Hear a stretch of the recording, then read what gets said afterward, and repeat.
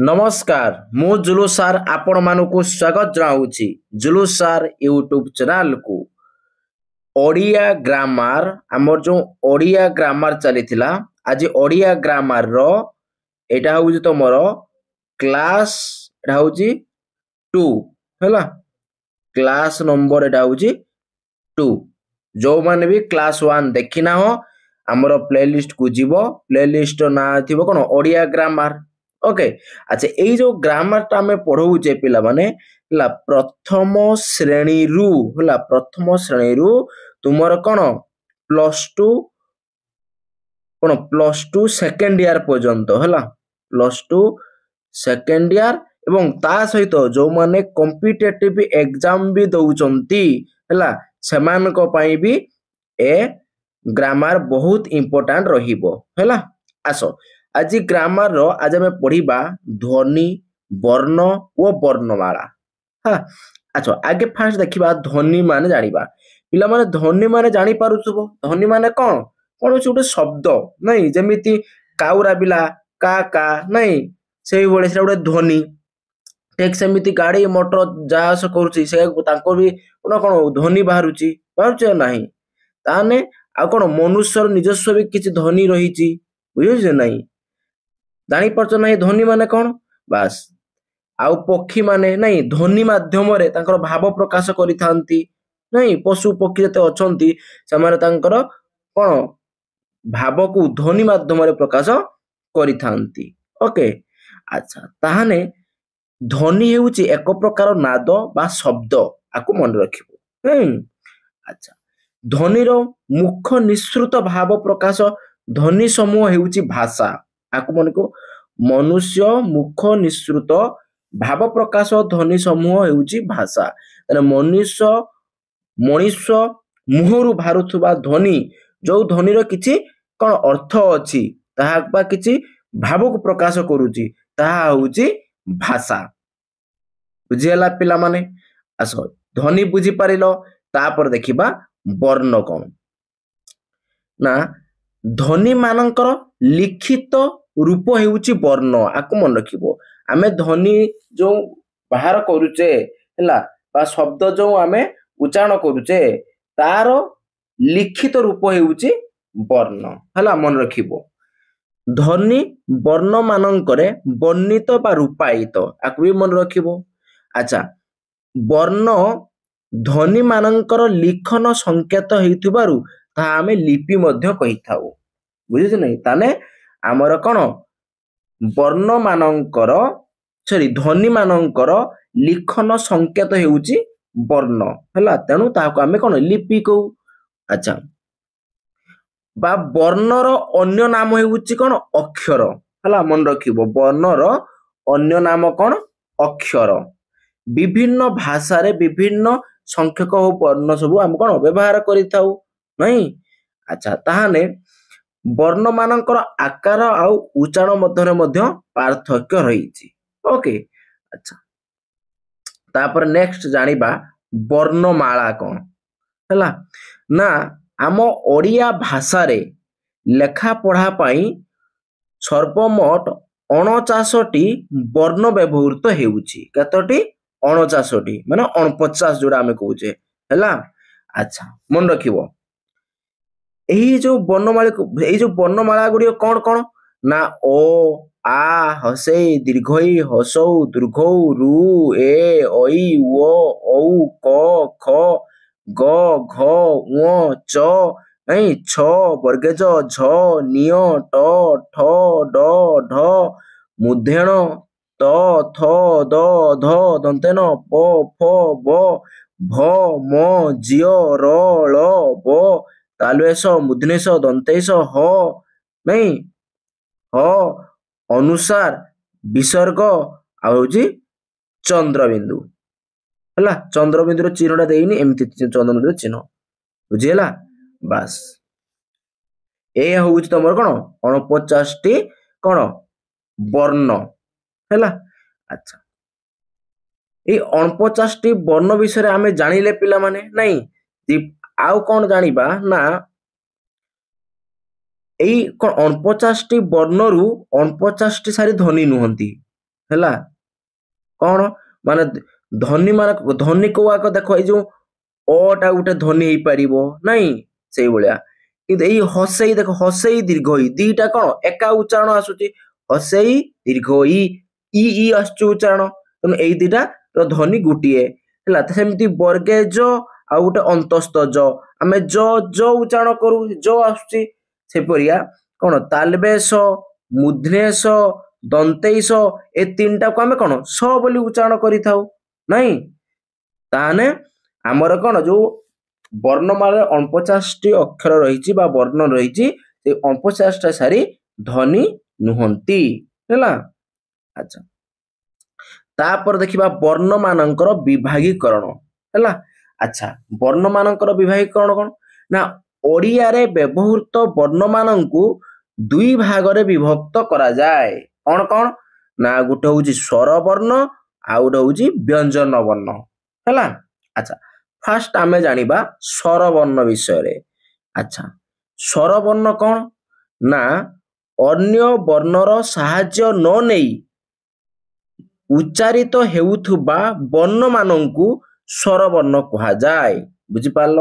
ତାମାନେ ଅନ୍ୟ ବର୍ଣ୍ଣ ମାନଙ୍କର ସାହାଯ୍ୟ ନ ନେଇ ଉଚ୍ଚାରିତ ହେଉଥିବା ବର୍ଣ୍ଣ ମାନଙ୍କୁ ଆମେ ସ୍ୱର ବର୍ଣ୍ଣ କହିଥାଉ। ଆମ ଓଡ଼ିଆ ଭାଷାରେ ସ୍ୱର ବର୍ଣ୍ଣ 11ଟି ରହିଛି ହେଲା। କଣ କଣ ନା, ଅ, ଆ, ହସେଇ, ଦୀର୍ଘଇ, ହସଉ, ଦୀର୍ଘଉ, ରୁ, ଏ, ଐ, ଓ, ଔ। ବୁଝିଲା? ଇଏ ହଉଛି 11ଟି ଆମର ସ୍ୱର ବର୍ଣ୍ଣ। ଓକେ, ବାସ୍। ତାପରେ ଦେଖିବା ନେକ୍ସଟ ସ୍ୱର ବର୍ଣ୍ଣ ମାନଙ୍କର ବିଭାଗୀକରଣ ଆମେ ଦେଖିବା ହେଲା। ଆଚ୍ଛା, ନା ଉଚ୍ଚାରଣ ଅନୁସାରେ ସ୍ୱର ବର୍ଣ୍ଣ ମାନଙ୍କୁ ଦୁଇ ଶ୍ରେଣୀରେ ବିଭକ୍ତ କରାଯାଏ।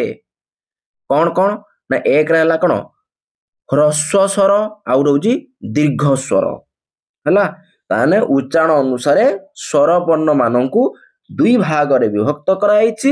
ଏକରେ ହେଲା ହ୍ରସ୍ୱ ସ୍ୱର, ଦୁଇରେ ହେଲା ଦୀର୍ଘ ସ୍ୱର ହେଲା। ଆଚ୍ଛା, ଫାଷ୍ଟ ଦେଖିବା ହ୍ରସ୍ୱ ସ୍ୱର କଣ ହେଲା। ହ୍ରସ୍ୱ ସ୍ୱର ହଉଛି ଓ, ହସେଇ, ହସଉ ଆଉ ରୁ, ଏଇ ଚାରିଟା ହଉଛି ହ୍ରସ୍ୱ ସ୍ୱର। ଦୀର୍ଘ ସ୍ୱର ମାନେ କଣ, ଦୀର୍ଘ ସ୍ୱର ଆଇଲା ଆ, ଦୀର୍ଘଇ, ହସଉ, ଏ, ଐ, ଓ, ଔ, ଏଇଟା ହଉଛି ଦୀର୍ଘ ସ୍ୱର ହେଲା। ଆଚ୍ଛା, ତାପରେ କହିଦଉଛି ପିଲାମାନେ, ହ୍ରସ୍ୱ ସ୍ୱର ମାନେ ତାର ଉଚ୍ଚାରଣ ଟା କଣ ଲମ୍ବା ହବ ନାହିଁ, ଦୀର୍ଘ ସ୍ୱରଟା ଉଚ୍ଚାରଣ ଟା ଟିକେ ଲମ୍ବିବ ହେଲା। ଆଚ୍ଛା, ଏଠି ତଥାପି ଲେଖି ଦିଆହେଇଯିବି, ହ୍ରସ୍ୱ ସ୍ୱର ଅପେକ୍ଷା ଦୀର୍ଘ ସ୍ୱର ଉଚ୍ଚାରଣ ଅଧିକ ସମୟ ନିଏ। ତାମାନେ ହ୍ରସ୍ୱ ସ୍ୱର କମ ସମୟ ନିଏ ଉଚ୍ଚାରଣ ପାଇଁ, ଆଉ ଦୀର୍ଘ ସ୍ୱର ଟା କଣ ଟିକେ ଅଧିକ ସମୟ ନିଏ ଉଚ୍ଚାରଣ କରିବା ପାଇଁ ହେଲା। ବାସ୍, ତାହେଲେ ଅ ଠାରୁ ଔ ପର୍ଯ୍ୟନ୍ତ 11ଟି ବର୍ଣ୍ଣର ମାତ୍ର 8ଟି କଣ ଅଛି ଧ୍ୱନି ରହିଛି, ମନେ ରଖିବ ହେଲା। ଅ ଠାରୁ ଔ ପର୍ଯ୍ୟନ୍ତ 11ଟି ଆମର ସ୍ୱର ବର୍ଣ୍ଣ, ସେଇ 11ଟି ସ୍ୱର ବର୍ଣ୍ଣରୁ 8ଟି ହଉଛି କଣ ଆମର ଧ୍ୱନି ହେଲା। କଣ କଣ ଦେଖ, ଅ ଗୋଟେ ହେଲା, ଆ, ହସେଇ, ହସଉ, ଏ, ଐ, ଓ, ଔ, ଏଇଟା ହଉଛନ୍ତି କଣ ଆମର ଧ୍ୱନି ହେଲା। ଆଚ୍ଛା, 8ଟି ଧ୍ୱନି ମଧ୍ୟରୁ ହେଲା ଅ, ହସେଇ ଆଉ ହସଉ, ଏଇ ତିନିଟା ଧ୍ୱନି ହଉଛନ୍ତି ହ୍ରସ୍ୱ ସ୍ୱର ଧ୍ୱନି। କଣ ହ୍ରସ୍ୱ ସ୍ୱର ଧ୍ୱନି। ଆଚ୍ଛା, ଆଉ ଆ, ଏ, ଐ, ଓ, ଔ, ଏମାନେ ସବୁ କଣ ନା ଦୀର୍ଘ ସ୍ୱର ଧ୍ୱନି। ଓକେ, ବାସ୍। ତାପରେ ବର୍ତ୍ତମାନ ଦେଖିବା, ଏଇଠି ଦେଖ ପିଲାମାନେ, ଆମର ଯୋଉ ଐ ଟା କେମିତି ହେଇଥାଏ ନା, ଅ ଯୁକ୍ତ ହସେଇ ହେଲେ ହେଲା, ତାହା କଣ ହବ ନା ଐ ହେଇଥାଏ ହେଲା।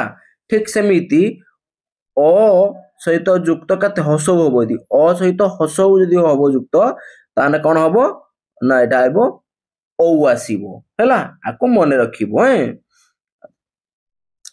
ତାପରେ ଦେଖିବା ବ୍ୟଞ୍ଜନ ବର୍ଣ୍ଣ ହେଲା। ସ୍ୱର ବର୍ଣ୍ଣ ଗଲା, ତାପରେ ଆସିବ ବ୍ୟଞ୍ଜନ ବର୍ଣ୍ଣ। ଯେଉଁ ବର୍ଣ୍ଣ ଗୁଡ଼ିକ ସ୍ୱର ବର୍ଣ୍ଣର ସାହାଯ୍ୟ ବିନା ଉଚ୍ଚାରିତ ହୋଇପାରନ୍ତି ନାହିଁ, ସେଗୁଡ଼ିକୁ ସ୍ୱର ବର୍ଣ୍ଣ ବ୍ୟଞ୍ଜନ ବର୍ଣ୍ଣ କୁହାଯାଏ। ବ୍ୟଞ୍ଜନ ବର୍ଣ୍ଣ କାହାକୁ କୁହାଯାଏ ଜାଣିପାରିଲ ନା ଯେଉଁ ବର୍ଣ୍ଣ ଗୁଡ଼ିକ ସ୍ୱର ବର୍ଣ୍ଣର ସାହାଯ୍ୟ ବିନା ଉଚ୍ଚାରିତ ହୋଇପାରନ୍ତି ନାହିଁ ହେଲା ସେଗୁଡ଼ିକୁ ଆମେ ବ୍ୟଞ୍ଜନ ବର୍ଣ୍ଣ କହିବା। ତାମାନେ ବ୍ୟଞ୍ଜନ ବର୍ଣ୍ଣ ସ୍ୱର ବର୍ଣ୍ଣ ସାହାଯ୍ୟରେ ଉଚ୍ଚାରଣ ହୁଅନ୍ତି ହେଲା ତାମାନେ ସ୍ୱର ସହିତ ଆମର ସଂଯୁକ୍ତ ହେଇକି ରହିଛନ୍ତି ଉଚ୍ଚାରିତ ହୁଅନ୍ତି। ଆଚ୍ଛା ବ୍ୟଞ୍ଜନ ବର୍ଣ୍ଣ ସଂଖ୍ୟା କେତେ ନା 38ଟି ନାଇଁ କାହିଁକି ନା ଆମର ଟୋଟାଲ କେତେଟା ଥିଲା 49ଟି ଥିଲା ଟୋଟାଲ ଆମର ବର୍ଣ୍ଣ କେତେଟା 49ଟି ସେଥିରୁ 11ଟି କଣ ସ୍ୱର ବର୍ଣ୍ଣ ପଳେଇବ ତାହେଲେ ଆଉ କେତେ ରହିବ ଆଉ 38ଟି ରହିବ ବ୍ୟଞ୍ଜନ ବର୍ଣ୍ଣ ବୁଝିହେଲା। ଆଚ୍ଛା ତାହେଲେ ସେଇ ବ୍ୟଞ୍ଜନ ବର୍ଣ୍ଣ କେ ଏକ ନା ଦେଖ ଏଇଠି ସେଇ ବ୍ୟଞ୍ଜନ ବର୍ଣ୍ଣ କୋଉ ଏକ ଦେଖ ଏଇଠି କ ଏରା କ ଖ ଗ ଘ ଙ ଚ ଛ ବର୍ଗେଜ ଝ ନ୍ୟ ଟ ଠ ଡ ଢ ମୂର୍ଧଣ ତ ଥ ଦ ଧ ଦନ୍ତେନ ପ ଫ ବ ଭ ମ ଜ ର ଳ ଲ ବ ତାଲବେଶ ମୁଦ୍ନେଶ ଦନ୍ତେଶ ହ ଅନୁସାର ବିସର୍ଗ ଚନ୍ଦ୍ରବିନ୍ଦୁ ଏଇ ହଉଛି 38ଟି ବ୍ୟଞ୍ଜନ ବର୍ଣ୍ଣ ହେଲା।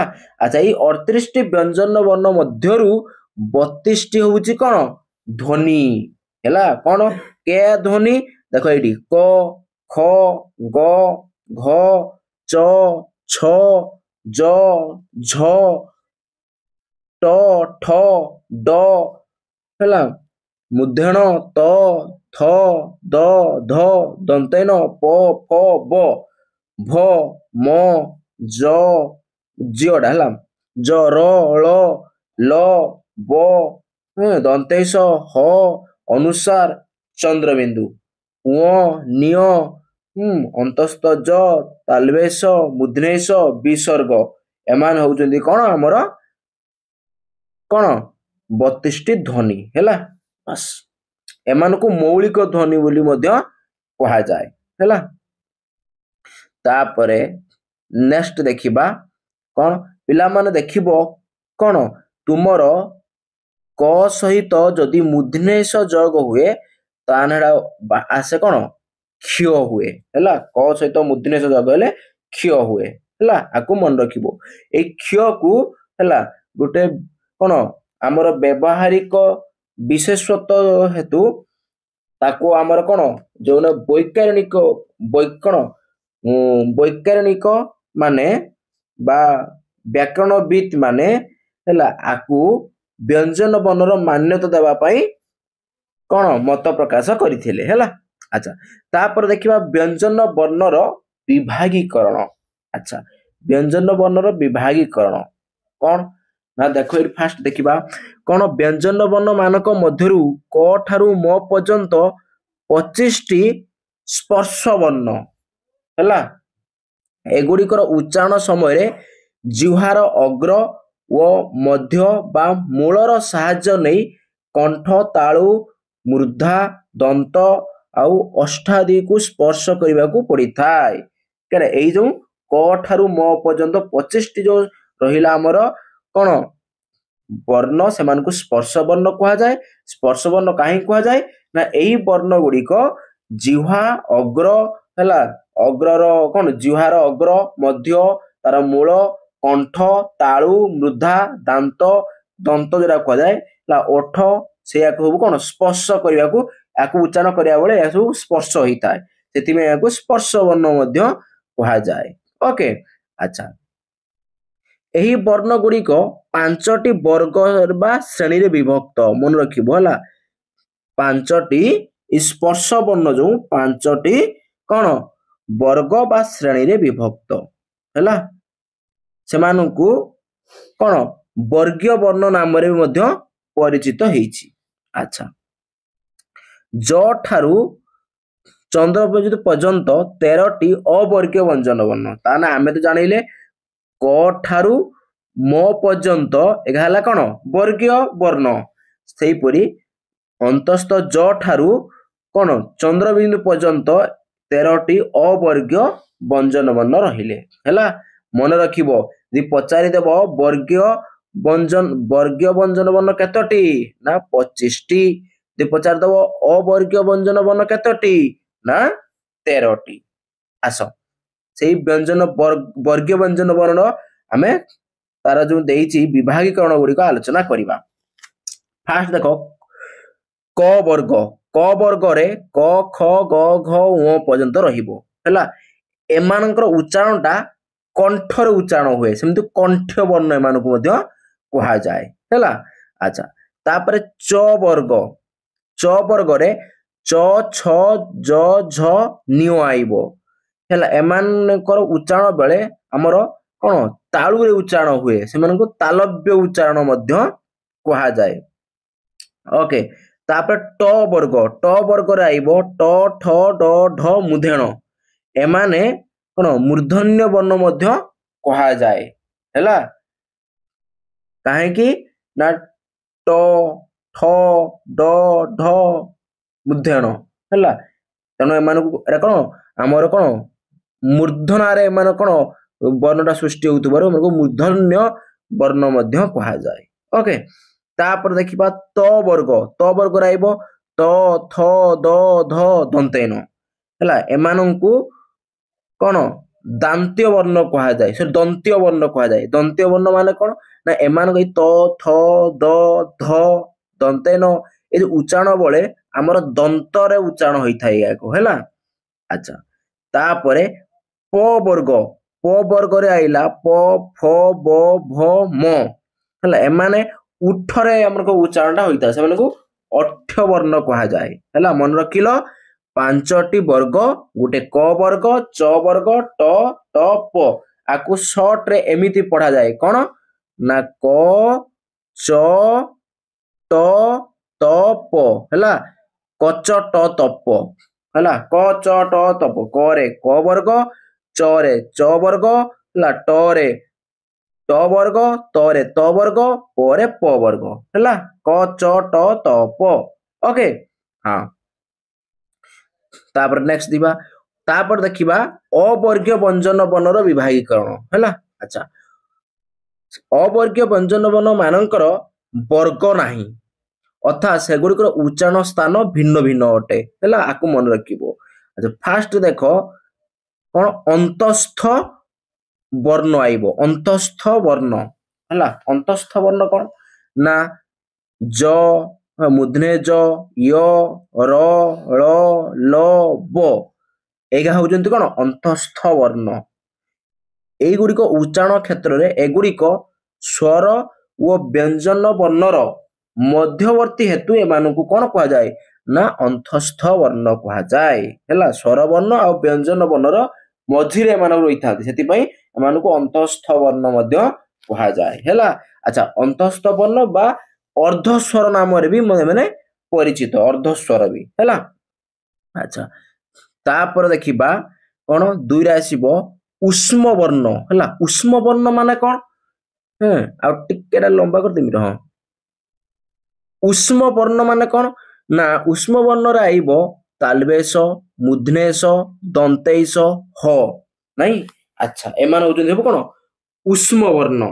କାହିଁକି ନା ଏଇ ଯୋଉ ତାଲବେଶ, ମୁଧନେଶ, ଦନ୍ତେଇଶ, ହ ଏଇଗୁଡ଼ିକୁ ଉଚ୍ଚାରଣ କଲା ବେଳେ ଆମ ମୁଖରେ ଅଧିକ ଉଷ୍ମା ବା ଉଷ୍ମତା ନିଗ୍ରତ ହୋଇଥାଏ ହେଲା।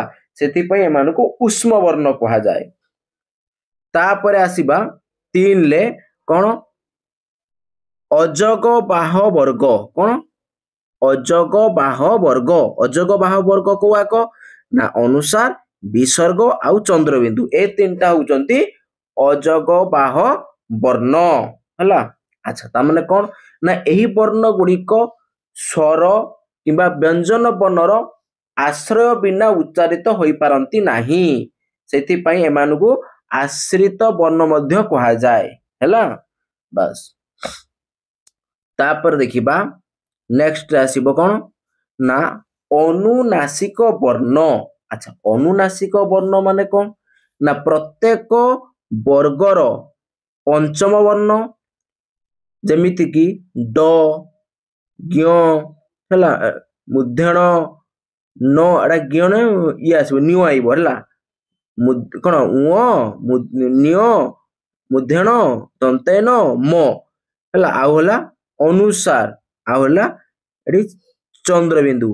ଏମାନେ ହେଉଛନ୍ତି କଣ ନା ନାସିକ ସାହାଯ୍ୟରେ ନେଇକି ଏମାନଙ୍କୁ ଉଚ୍ଚାରଣ ଆମେ କରିଥାଉ। ସେଥିପାଇଁ ଏମାନଙ୍କୁ ଅନୁନାସିକ ବା ଅନୁନାସିକ୍ୟ ବର୍ଣ୍ଣ ମଧ୍ୟ କୁହାଯାଏ। ଆକୁ ମନେ ରଖିବ ହେଲା। ଆଚ୍ଛା, ତାପରେ ଦେଖିବା ବର୍ଣ୍ଣ ମାନଙ୍କର ଉଚ୍ଚାରଣ ସ୍ଥାନ ହେଲା। ବର୍ଣ୍ଣ ମାନଙ୍କର ହେଲା, ଆମେ ତ ଜାଣିଥିଲେ ବର୍ଗ କଚଟ ତପ ହେଲା, ଆମର ସେଟା ଜାଣିଥିଲେ, କିନ୍ତୁ ଆମେ ଏଇଠି ଜାଣିବା କଣ ବର୍ଣ୍ଣ ମାନଙ୍କର ହେଲା କୋଉ କୋଉ ସ୍ଥାନରେ ଆମର ଉଚ୍ଚାରଣ ହୋଇଥାଏ ହେଲା। ମନେ ରଖିବ ଏହା ସବୁ। କଣ ନା ଫାଷ୍ଟ ଦେଖ, ଏକ ନମ୍ବର ଦେଲା କଣ ଓ ଆ ସରି ଓ ଆ କ ଖ ଗ ଘ ଙ ହ ଆଉ ବିସର୍ଗ। ଏଇ ବର୍ଣ୍ଣ ଗୁଡ଼ିକ କଣ୍ଠରେ ଉଚ୍ଚାରଣ ହୁଅନ୍ତି। ଦେଖୁନ, ଉଚ୍ଚାରଣ କର ଓ ଆ କ ଖ ଗ ଘ ଙ ହ ବିସର୍ଗ। ନାଇଁ, ଏଟା ବିସର୍ଗ ମାନେ ହ ଉଚ୍ଚାରଣ ଆସିବ ହେଲା। ତେଣୁ ଏମାନଙ୍କ ସବୁ ଉଚ୍ଚାରଣ ଟା କଣ, ଏଟା ବିସର୍ଗ, କିନ୍ତୁ ତା ଉଚ୍ଚାରଣ ଟା ହ ଆସେ ହେଲା। ହଁ, ଏମାନେ ସବୁ କଣ କଣ୍ଠରେ ଉଚ୍ଚାରଣ ହୁଅନ୍ତି। ନାଇଁ, ତେଣୁ ଏମାନଙ୍କୁ କଣ୍ଠ ବର୍ଣ୍ଣ କୁହାଯାଏ ହେଲା। ଆଚ୍ଛା, ତାପରେ ଦୁଇରେ ଦେଖିବା କଣ ନା ଦୁଇରେ ଦେଲା ହସେଇ ଦୀର୍ଘଇ ଚ ଛ ବର୍ଗେଜ ଝ ଅନ୍ତସ୍ଥ ଜ ୟ ଆଉ ତାଲବେଶ। ଏମାନଙ୍କୁ ଉଚ୍ଚାରଣ କଲା ବେଳେ ଆମ ତାଳୁରେ ଉଚ୍ଚାରଣ ହଉଛି। ଦେଖୁନ, ଇ ତାଳୁରେ ଉଚ୍ଚାରଣ ହଉଛି, ତାଲବେଶ ସ ସ ଝ ଜ ଚ ଏମାନେ ସବୁ ତାଳୁରେ ଉଚ୍ଚାରଣ ହଉଛନ୍ତି ହେଲା। ତେଣୁ ଏମାନଙ୍କୁ ତାଲବ୍ୟ ବର୍ଣ୍ଣ କୁହାଯାଏ। ବୁଝିହେଲା। ତାପରେ ଦେଖିବା 3 ନମ୍ବରରେ ହେଲା। 3 ନମ୍ବର କଣ ଦେଲା ନା ରୁ ଟ ଠ ଡ ଢ ମୁଧେଣ ମୁଧନେଇଶ ହେଲା। ଏମାନେ ସବୁ ଉଚ୍ଚାରଣ ବେଳେ ଆମ ମୂର୍ଦ୍ଧାରେ ଉଚ୍ଚାରଣ ହୁଅନ୍ତି ହେଲା। ସେଥିପାଇଁ ଏମାନଙ୍କୁ ମୂର୍ଧନ୍ୟ ବର୍ଣ୍ଣ କୁହାଯାଏ ହେଲା। ଆଚ୍ଛା, ତାପରେ ଠିକ ସେମିତି 4 ନମ୍ବରରେ ଦେଲା କଣ ତ ଥ ଦ ଧ ଦନ୍ତେନ ଆଉ ଦନ୍ତେଇଶ। ଏମାନେ ଯୋଉ ଉଚ୍ଚାରଣ ବେଳେ ଏମାନଙ୍କ ଦାନ୍ତ ସାହାଯ୍ୟରେ ଆମେ ଉଚ୍ଚାରଣ କରିଥାଉ ହେଲା।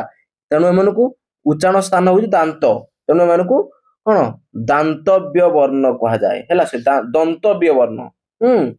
ତାପରେ ହସଉ ଦୀର୍ଘଉ ପ ଫ ବ ଭ ମ ଏମାନେ ସବୁ ଉଠରେ ଉଚ୍ଚାରଣ ହୁଅନ୍ତି। ଉଚ୍ଚାରଣ ସ୍ଥାନ ହଉଛି ଉଠରେ ହେଲା। ତେଣୁ ଏମାନଙ୍କୁ ଅଷ୍ଟ୍ୟ ବର୍ଣ୍ଣ କୁହାଯାଏ। କଣ ଅଷ୍ଟ୍ୟ ବର୍ଣ୍ଣ କୁହାଯାଏ। ତାପରେ ସେମିତି ଏ ଐ ଏମାନେ ସବୁ କଣ୍ଠ ଓ ତାଳୁରେ ଉଚ୍ଚାରଣ ହୁଅନ୍ତି। ଏ ଐ କଣ୍ଠ ଆଉ ତାଳୁରେ ଉଚ୍ଚାରଣ ହୁଅନ୍ତି। ତେଣୁ ଏମାନଙ୍କୁ କଣ୍ଠ ତାଲବ୍ୟ ବର୍ଣ୍ଣ କୁହାଯାଏ। ଓକେ। ଆଚ୍ଛା, ତାପରେ କଣ ୱ ଔ ହେଲା। ୱ ଆଉ ଔ ଏଇ ଦିଟା କଣ କଣ୍ଠ ଆଉ ଅଠରେ ଉଚ୍ଚାରଣ ହୁଅନ୍ତି। ୱ ଔ ତାର ୱ ଔ କଣ କଣ୍ଠ ଆଉ ଅଠରେ ଉଚ୍ଚାରଣ ହୁଅନ୍ତି। ତେଣୁ ଏମାନଙ୍କୁ କଣ କଣ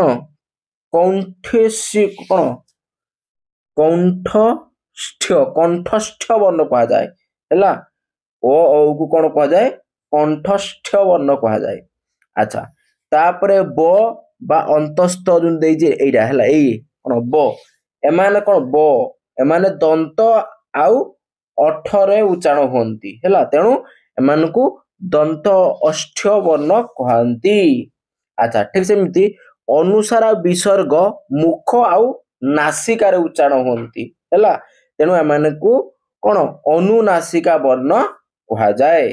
ଠିକ ସେମିତି କଣ ଙ ନିୟ ମୁଧେଣ ଦନ୍ତେନ ମ ଏଇ ଯୋଉ 5ଟି ବର୍ଣ୍ଣ ଏମାନେ କଣ୍ଠ ତାଳୁ ଏବଂ ନାସିକାରେ କଣ ହୁଅନ୍ତି ନା ଉଚ୍ଚାରଣ ହୁଅନ୍ତି। ତେଣୁ ଏମାନଙ୍କୁ ଅନୁନାସିକ ବର୍ଣ୍ଣ କୁହାଯାଏ ହେଲା। ଆଚ୍ଛା, ତାପରେ ନେକ୍ସଟ ଦେଖିବା କଣ ଅଳ୍ପ ପ୍ରାଣ ବ୍ୟଞ୍ଜନ କଣ ହେଲା। ନା ଯେଉଁ ବ୍ୟଞ୍ଜନ ବର୍ଣ୍ଣର ଉଚ୍ଚାରଣରେ ଅଳ୍ପ ପ୍ରାଣ ବା ବାୟୁ ନିଗ୍ରତ ହୁଏ ସେମାନଙ୍କୁ ଅଳ୍ପ ପ୍ରାଣ ବ୍ୟଞ୍ଜନ ବର୍ଣ୍ଣ କୁହନ୍ତି। ବୁଝିପାରିଲ? ଅଳ୍ପ ପ୍ରାଣ ବ୍ୟଞ୍ଜନ ବର୍ଣ୍ଣ କାହାକୁ କୁହାଯାଏ? ନା ଯେଉଁ ବର୍ଣ୍ଣ ମାନଙ୍କର ଉଚ୍ଚାରଣରେ ହେଲା ମାନେ ଯେଉଁ ବ୍ୟଞ୍ଜନ ବର୍ଣ୍ଣର ଉଚ୍ଚାରଣରେ ଅଳ୍ପ ପ୍ରାଣ ବା ଅଳ୍ପ ବାୟୁ ନିଗ୍ରତ ହୁଏ ସେମାନଙ୍କୁ ଅଳ୍ପ ପ୍ରାଣ ବ୍ୟଞ୍ଜନ କହନ୍ତି। ଆଚ୍ଛା, ତାହେଲେ ଏମାନଙ୍କର ଏଇ ପ୍ରତ୍ୟେକ ବର୍ଗର ପ୍ରଥମ ତୃତୀୟ ଆଉ ପଞ୍ଚମ ବର୍ଗ ଅଳ୍ପ ପ୍ରାଣ ବ୍ୟଞ୍ଜନ ବର୍ଣ୍ଣର ଅନ୍ତର୍ଗତ ହେଲା। ପ୍ରତ୍ୟେକ ବର୍ଗ ଏଇ ଯୋଉ କ ବର୍ଗ, ଚ ବର୍ଗ, ଟ ବର୍ଗ, ନାଇଁ ତ ବର୍ଗ, ଏଇ ଯୋଉ ବର୍ଗ ଗୁଡିକର ହେଲା ଆମେ ପଢିକି ଆସିଲେ କ ଚ ଟ ତ ପ ନାଇଁ ସେଇ ବର୍ଗ ଗୁଡିକର କଣ ପ୍ରଥମ ଦ୍ୱିତୀୟ ଆଉ ପଞ୍ଚମ ବର୍ଣ୍ଣ ଅଳ୍ପ ପ୍ରାଣ ବ୍ୟଞ୍ଜନ ଅନ୍ତର୍ଗତ ହେଲା। ଯେମିତି କଣ ଆମର ସାଧାରଣତଃ କଣ ଆସିବ କ ଗ ङ ଚ ବର୍ଗେଜ ନିୟ ଟ ଡ ମୁଧେଣ ତ ଦ ଦନ୍ତେନ ପ ବ ମ ଜ ର ଳ ବ ଏଇଆକୁ ସବୁ ଆସୁଛି ନାଇଁ। ଆଚ୍ଛା, ଜାଣିପାରିଲ ନା ପିଲାମାନେ? ହଁ, ଆମର ଜାଣିଛ କଣ କ ରେ କଣ କ ବର୍ଗ ନାଇଁ। ଏଇ କ ବର୍ଗରେ କଣ ଆସିବ? କ ବର୍ଗରେ ଆସିବ କଣ କ ଖ ଗ ଘ ଆଉ କଣ ଆସିବ ଙ ଆସିବ। ସେ କହିଥିଲା ପ୍ରଥମ ତୃତୀୟ ଆଉ ପଞ୍ଚମ ବର୍ଗ। ପ୍ରଥମ ବର୍ଗ କିଏ? କ। ତୃତୀୟ ବର୍ଗ କିଏ? ଗ। ଆଉ ପଞ୍ଚମ ବର୍ଣ୍ଣ କିଏ? ଙ। ଅଛେ ନାଇଁ କ ଗ ଙ। ବୁଝିହେଲା?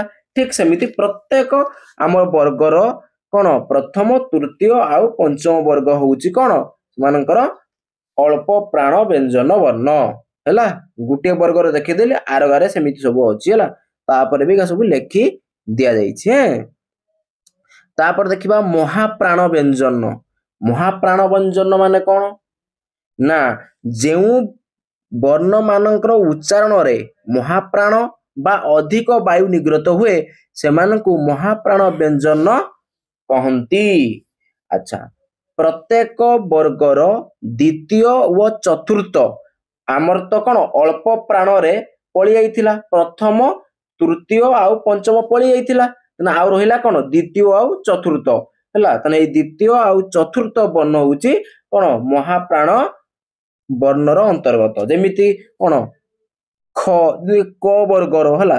କ ବର୍ଗର ଯଦି ଆମେ ଦେଖିବା ହେଲା କ ବର୍ଗର ଦେଖିବା କଣ କ ଆଉ ଗୋଟେ କଣ ଖ ଗ ଘ ଆଉ ଗୋଟେ କଣ ଙ।